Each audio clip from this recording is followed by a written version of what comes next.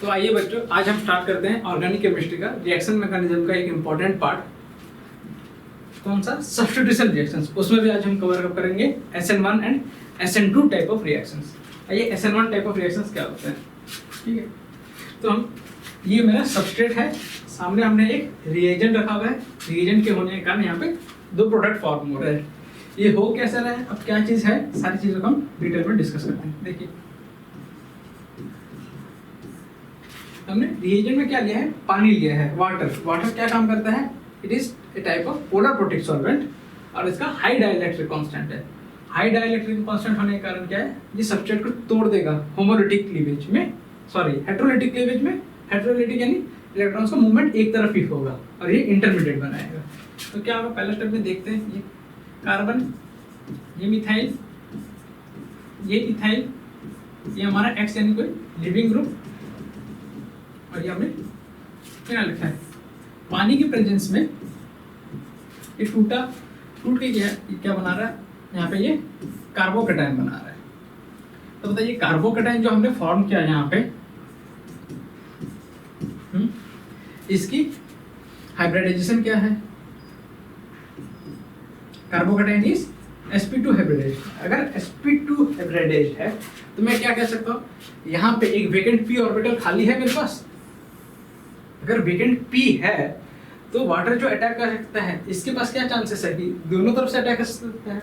दोनों तरफ यानी either it can attack from front side और it can attack from back side. क्या चांसेस है कि फ्रंट साइड में से अटैक करेगा या बैक साइड से अटैक करेगा।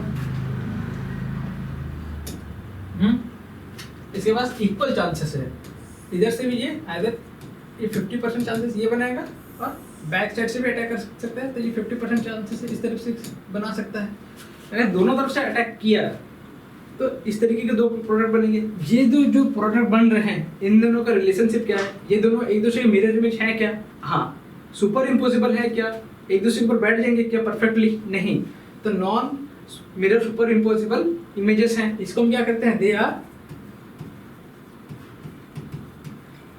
इनएंशियोमर्स। अगर इनएंशियोमर्स बन रहे हैं, दोनों इक्वल क्वांटिटी में है, ये मिक्सचर कैसा बनाएगा, ऑप्टिकली एक्टिव या इनएक्टिव, ऑप्टिकली इनएक्टिव। तो कैसा मिक्सचर हो जाएगा, ये हमारे पास रेसिमिक्स मिक्सचर हो जाएगा। यहां तक समझा हमने। अब बोलिए सर पोलर प्रोटिक सॉल्वेंट क्या है, हमने एक टर्म यूज किया। पोलर प्रोटिक सॉल्वेंट वो सॉल्वेंट होता है जहां पे हाइड्रोजन क्या होता है, हाईली इलेक्ट्रोनेगेटिव एटम के साथ जुड़े रहता है। फॉर एग्जांपल हाइड्रोजन जुड़ा हुआ है ऑक्सीजन के साथ, हाइड्रोजन जुड़ा हुआ है फ्लोरीन के साथ, हाइड्रोजन जुड़ा हुआ है नाइट्रोजन के साथ। इस तरीके के सॉल्वेंट को हम क्या कहते हैं, polar protic solvent. For example मैं क्या लिख सकता हूँ, इथेनॉल, एसिटिक एसिड, ये सारे के सारे हमारे क्या पोलर प्रोटिक होंगे। या HF भी लिख सकता हूँ, या अमोनिया, ये सारे एग्जांपल्स हो जाएंगे किसके, पोलर प्रोटिक सॉल्वेंट के। अब पोलर प्रोटिक सॉल्वेंट काम क्या कर रहा है, देखते हैं।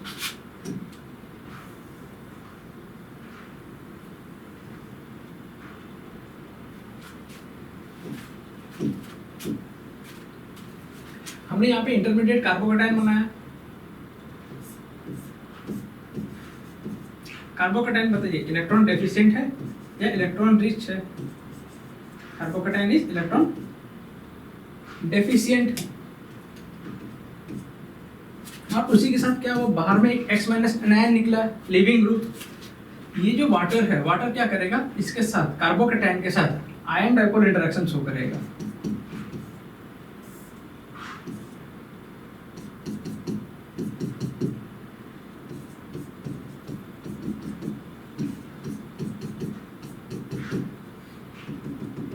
इस तरीके से ये आयन डाइपोल इंटरेक्शन शो कर रहा है। आयन डाइपोल इंटरेक्शन होने के कारण ये इसको क्या कर रहा है, सोल्वलाइज कर रहा है या स्टेबलाइज कर रहा है। अब हमारे पास बचा क्या, लिविंग ग्रुप X-। ये लिविंग ग्रुप क्या करेगा, अब लिविंग ग्रुप को भी वाटर क्या कर सकता है, इसके पास इंटरमॉलिक्यूलर हाइड्रोजन बॉन्डिंग बना के क्या कर लेगा, ये इसको भी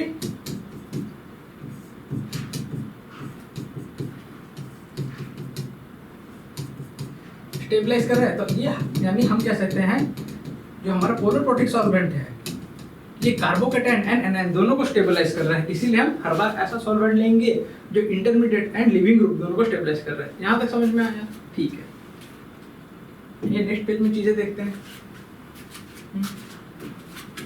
हमने क्या कहा कि यहाँ पे इंटरमीडिएट क्या फॉर्म हो रहा है? कार्बोकेटायन। अगर कार्बोकेटायन फॉर्म हो रहा है तो रीअरेंजमेंट पॉसिबल होगा या नहीं होगा? हाँ, rearrangement is possible.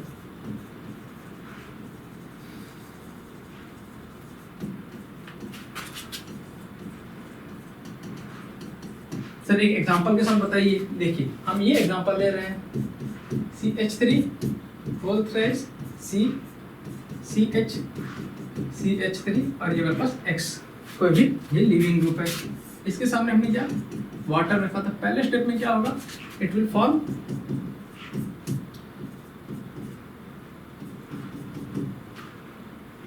Carbocation. Carbocation जैसे फॉर्म हुआ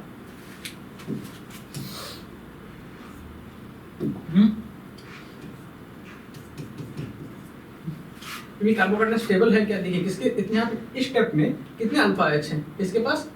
यहाँ पे हम क्या सकते हैं? 3 अल्फा एच है। नेक्स्ट स्टेप में अगर हमने 1,2 मिथाइल शिफ्ट कराया, ये पहला ये दूसरा, यहाँ से 1,2 मिथाइल शिफ्ट कराने से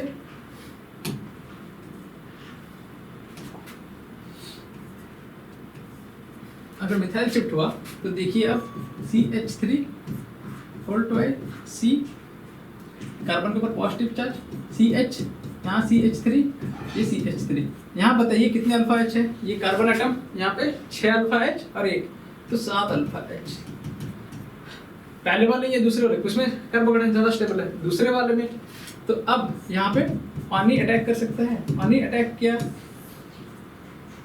क्या बन जाएगा? CH3 whole twice CO H2 CH, फिर CH3 और इधर CH3, ये बना।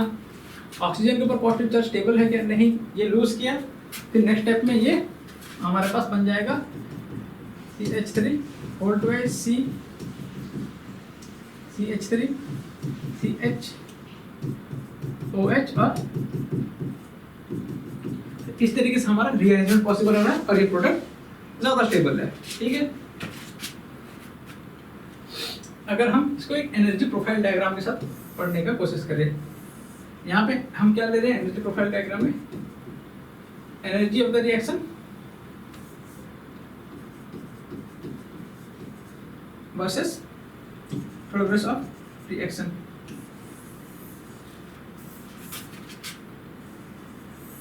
ठीक है, यहाँ हमारे पास क्या था? रिएक्टेंट था। पहला जो स्टेप है जहाँ कार्बोकेटायन टूट रहा है, पूरा टूटा नहीं है, ये टूट रहा है, तो ये क्या बन जाएगा? ट्रांजिशन स्टेट 1 बन जाएगा। तो ये वाला स्टेप है जहाँ पे हमने कार्बोकेटायन बना लिया है। इंटरमीडिएट ज्यादा स्टेबल होता है थोड़ा सा, फिर लास्ट में ट्रांजिशन स्टेट 2। ट्रांजिशन स्टेट 2 कौन था? ये स्टेप जहाँ पे दोबारा से H+ निकल रहा है और लास्ट में हमारे पास क्या बन रहा है? प्रोडक्ट। अगर इसमें रेट ऑफ द रिएक्शन में बात करूं, रेट ऑफ द रिएक्शन कौन कौन इन्वॉल्व है? K इनटू सबस्ट्रेट की कंसंट्रेशन, उसी के साथ पोलर प्रोटिक सॉल्वेंट लिखूंगा, दोनों लिया हुआ है हमने। लेकिन पोलर प्रोटिक सॉल्वेंट का कंसंट्रेशन में कोई चेंज हो रहा है क्या? नहीं, इट इज 0। तो ऑर्डर ऑफ द रिएक्शन हमारे पास क्या हो जाएगा? यहाँ पे ऑर्डर विल बी 1। इससे हमें क्या पता चल रहा है? इस रिएक्शन में सॉल्वेंट का रोल सिर्फ मीडियम प्रोवाइड करने में है। ये रिएक्शन में पार्टिसिपेट कर रहे हैं क्या खुद, या रेट डिटरमिनिंग स्टेप में है क्या? नहीं, रेट डिटरमिनिंग स्टेप में कौन है? सिर्फ और सिर्फ सबस्ट्रेट। और वही देखिए एनर्जी प्रोफाइल डायग्राम में जिस स्टेप में सबसे ज्यादा ट्रांजिशन स्टेट में एनर्जी लगती है वही हमारा स्लोएस्ट स्टेप होता है, रेट डिटरमिनिंग स्टेप। आइए और चीजों को यहाँ पे पढ़ते हैं।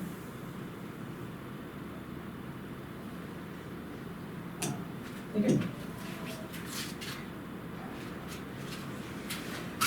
अगर मैं बात करूं रेट किसके ऊपर डिपेंड करेगा जी? इस रिएक्शन में ऐसे कौन से टाइप ऑफ ग्रुप्स लगाने से रेट बढ़ जाएगी? कार्बोकेटायन बन रहे हैं इंटरमीडिएट में, तो कैसे ग्रुप्स चाहिए हमें? तो यहाँ पे रेट डिटरमाइन हो, रेट डायरेक्टली प्रोपोर्शनल टू होगा इलेक्ट्रॉन डोनेटिंग ग्रुप्स जो इंटरमीडिएट को स्टेबल करें।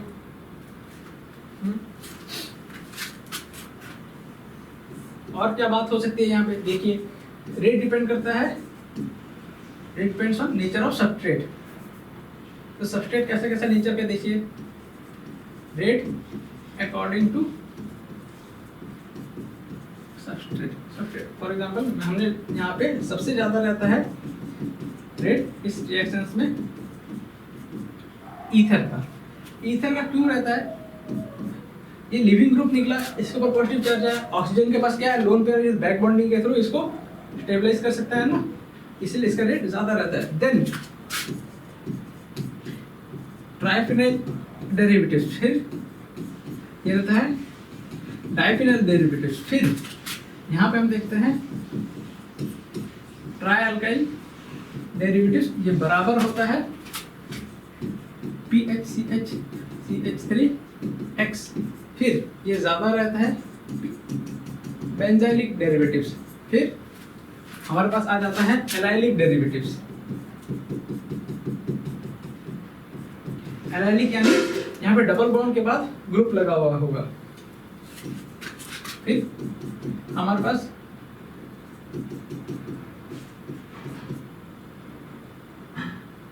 डाई अल्काइल डेरिवेटिव्स आ जाएंगे रेट में।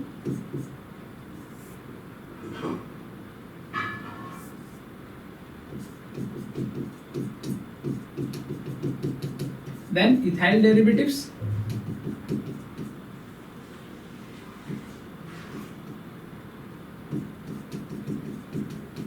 Then alkyl derivatives. ये हमारा rate according to substrate.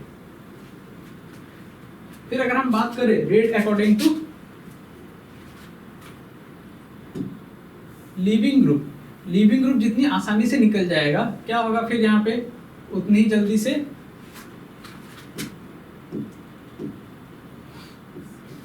Carbocation बनेगा।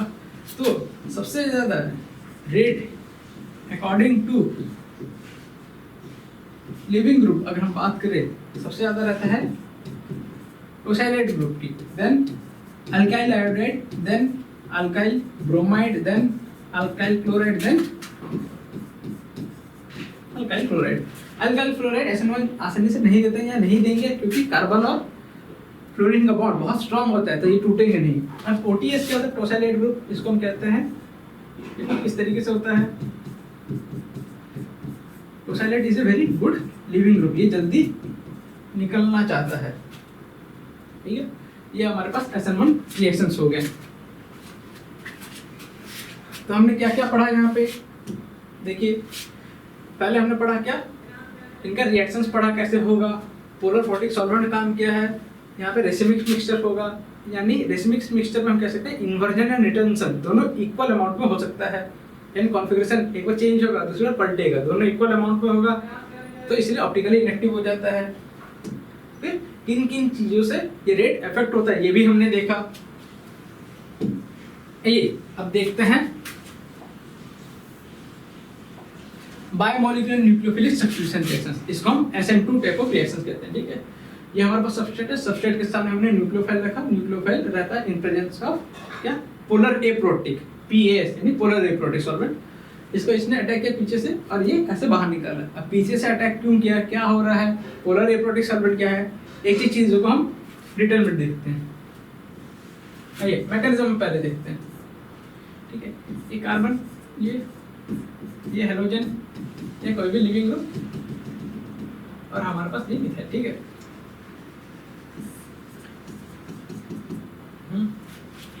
अगर मेरे को इस लिविंग ग्रुप को निकालना है तो बताइए कार्बन के कहाँ पे मेरे को इलेक्ट्रॉन देने पड़ेंगे, बॉन्डिंग या एंटी बॉन्डिंग में? एंटी बॉन्डिंग, बॉन्डिंग में देने से बॉन्ड ऑर्डर बढ़ेगा, बॉन्ड ऑर्डर घटाना है तभी क्या होगा, बॉन्ड टूटेंगे। तो ये इसके एंटी बॉन्डिंग कहाँ रहेंगे, इसके पीछे रहेंगे ना, सिग्मा स्टार पीछे है, तो इसको इसीलिए हम कहाँ बोलते हैं कि इलेक्ट्रॉन इसके पीछे से देते हैं। और प्लस क्या है, एक्स के पास भी तो लोन पेयर होंगे ना, इनके बीच में रिपल्सन होगा, इसलिए रिपल्सन को अवॉइड करके ये कहाँ अटैक करता है, एंटी बॉन्डिंग में। इसलिए बुक्स में लिखा रहता है बैक साइड अटैक या अपोजिट साइड अटैक। तो अब क्या होगा, यहाँ पे ये एक ट्रांजिशन स्टेट बना देगा। ट्रांजिशन स्टेट की इस तरीके से बनाएगा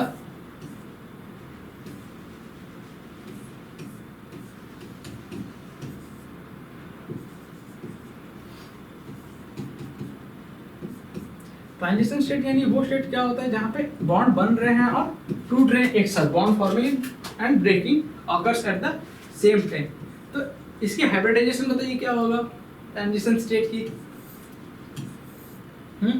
यहाँ पे कितने सिग्मा बॉन्ड दिख रहे हैं? 3। तो ट्रांजिशन स्टेट की में हमारा हाइब्रिडाइजेशन रहेगा sp2। बॉन्ड ब्रेकिंग और फॉर्मेशन एक साथ हो रहा है, बताइए यहाँ पे इलेक्ट्रॉन डेंसिटी ज़्यादा है कम है? इलेक्ट्रॉन डेंसिटी ज़्यादा है, ये बाहर निकल गया। फाइनली हमारे पास प्रोडक्ट बन जाएगा इन्वर्जन होने के कारण।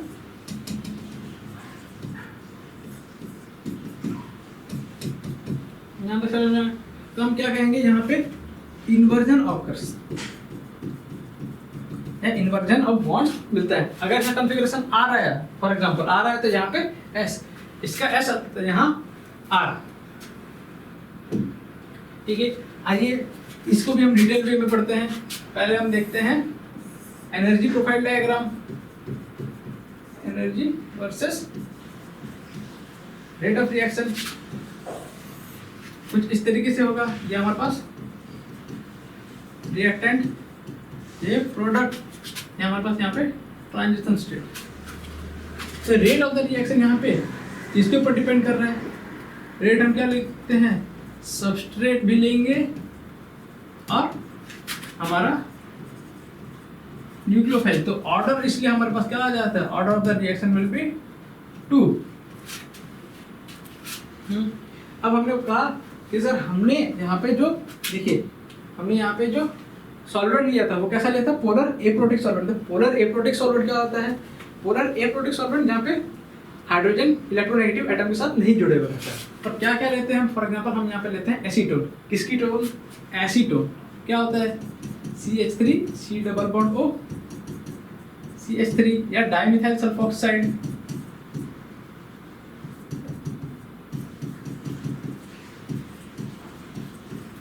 या हम लिख सकते हैं डाइमिथाइल फॉर्मामाइड।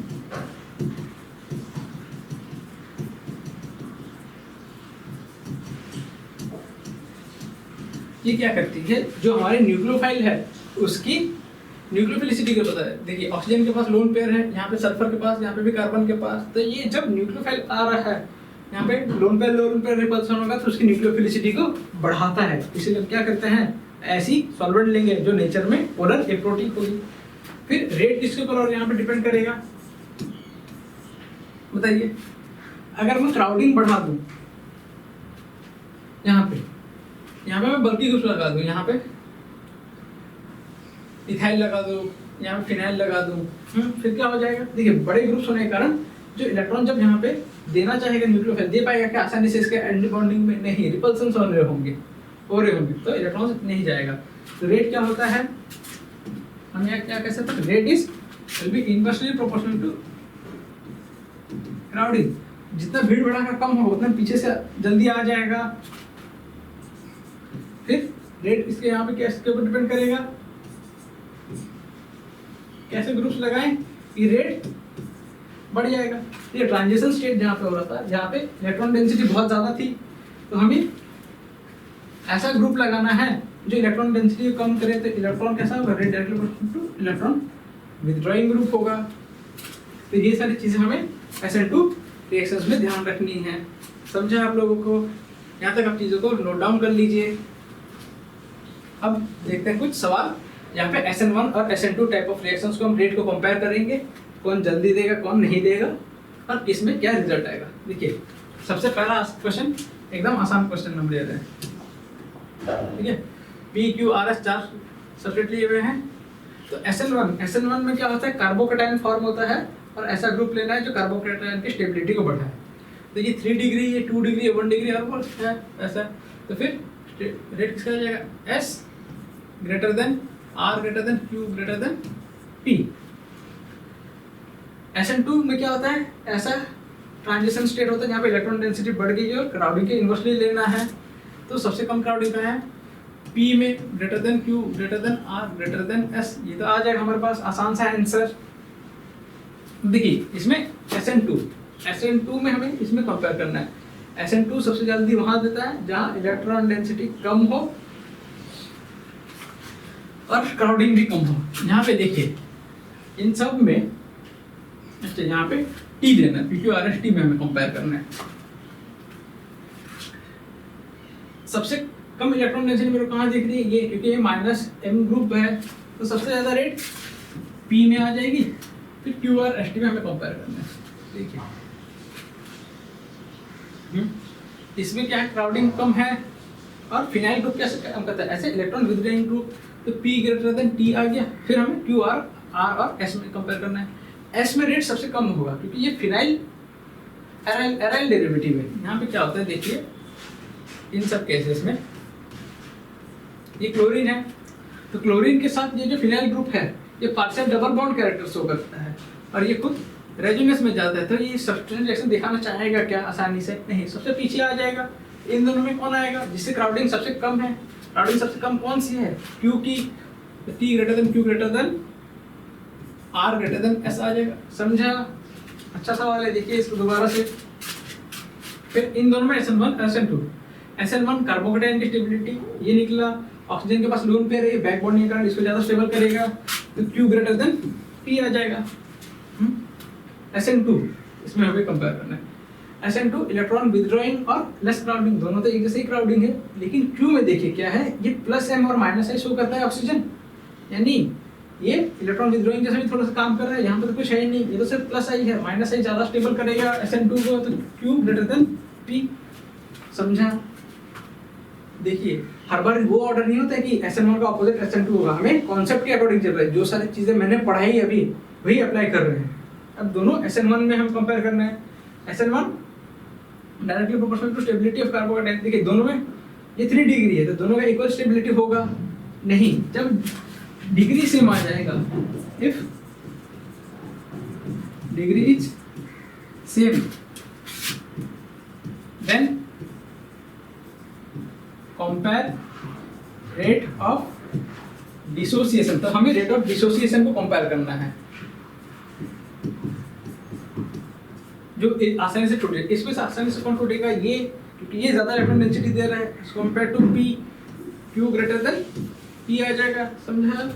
आइए लास्ट देखते हैं, यहाँ पे कुछ और सवाल है। PQR में हमें कंपेयर करना है SN1 and SN2 both. SN1 यानी कार्बोकेटाइन की स्टेबिलिटी, देखिए कार्बोकेटाइन कहाँ स्टेबल हो रहा है, इसमें तो नहीं, इन दोनों में P एंड Q में, Q में ज्यादा स्टेबल हो रहा है क्योंकि यहाँ पे रेजोनेंस भी है और इसके पास +i, इसमें सिर्फ रेजोनेंस है, तो क्या कहेंगे, Q greater than P greater than R। अब SN2 यानी इलेक्ट्रॉन विथड्रॉइंग होने चाहिए और लेस क्राउडिंग। देखिए P में क्या है, phenyl group act as electron withdrawing group, Q भी फिनाइल है, लेकिन यहाँ पे क्या है, मिथाइल, तो +i कर दे रहा है, +i+h, तो उसकी स्टेबिलिटी को ये घटा रहा है, तो क्या होगा, P ग्रेटर देन Q आ जाएगा, फिर लास्ट में R हमारे पास आएगा। देख रहे हैं ऑर्डर कैसे चेंज हो रहा है, देख रहे हैं विनोद, देख PQR में SN1 यानी कार्बोकेटाइन स्टेबिलिटी ये नहीं दिखाएगा, क्यों, क्योंकि अभी हमने देखा पार्शियल डबल बॉन्ड कैरेक्टर, तो सबसे पीछे R को रख दे रहे हैं भाई। अब इन दोनों में कंपैरिजन करना है हमें,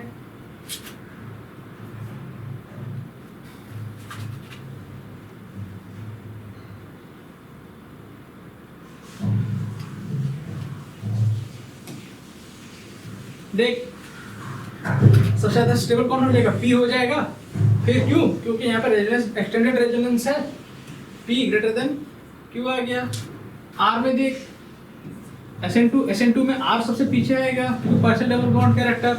फिर हमें क्या देखना है, इलेक्ट्रॉन डेंसिटी जो विथड्रॉ करेगा, और दूसरा क्या, स्टेरिक क्राउडिंग में दोनों बराबर है। PQ में इलेक्ट्रॉन डेंसिटी कौन ज्यादा खींचेगा, ज्यादा क्या है, अल्कीन ग्रुप्स हैं, तो ये अपने पास ज्यादा इलेक्ट्रॉन डेंसिटी खींचेंगे, तो P ग्रेटर देन Q।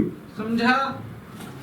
देखते हैं जब PQRS में यहाँ पे सॉरी PQR है, SN1 सबसे ज्यादा, अभी हमने सबस्ट्रेट कौन सा देखा, ईथर, तो Q आ जाएगा सबसे पहले, फिर P ग्रेटर देन, फिर R अभी हमने देखा।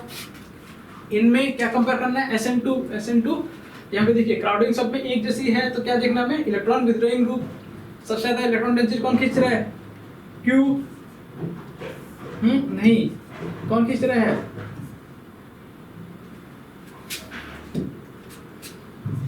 कौन खींच रहा है सबसे ज्यादा इलेक्ट्रॉन डेंसिटी? यहाँ पे सबसे ज्यादा इलेक्ट्रोनेगेटिव एटम कौन सा है? ऑक्सीजन है, तो सबसे ज्यादा आएगा P, फिर Q, फिर R, फिर S। इसमें देखिए SN1 SN2 इनमें क्राउडिंग तो बराबर है। SN1 में कार्बोकैटायन की स्टेबिलिटी, ये जो कार्बोकैटायन है P ज्यादा स्टेबल होगा। यहाँ पे 2 अल्फा H, यहाँ पे 2, 4, यहाँ 3, तो टोटल अल्फा H 7 हो जाएंगे। यहाँ कितने? यहाँ 1, यहाँ कितने अल्फा H? यहाँ 1 और यहाँ 2, 3, तो सबसे ज्यादा अल्फा H जहाँ P greater than R greater than Q आ जाएगा। SN2 हमें क्या देखना है? क्राउडिंग की इनवर्सली प्रोपोर्शनल। क्राउडिंग सबसे कम कहाँ है? Q में है, फिर R में है, फिर B में है, और यहाँ पे SN1। देखिए दोनों के आइसोटोप्स लिए गए हैं। इसको हम क्या कहते हैं? Kinetic isotopic effect. Kinetic isotopic effect दिखेगा क्या हमें? नहीं। क्यों? क्योंकि लिविंग ग्रुप का आइसोटोप कैसा भी उसको तो निकालना है ना। हमें क्या दिखता है SN1 में? कार्बोकैटायन की स्टेबिलिटी। तो ये कोई काम का है क्या? आइसोटोप्स नहीं, तो यहाँ पे P = Q आ जाएगा। समझा? ये 10 सवाल, और SN1 SN2 को जहां तक मैंने पढ़ाया आप अच्छे से ध्यान से दोबारा रिवाइज करें, सारे सवाल आपके बन जाएंगे।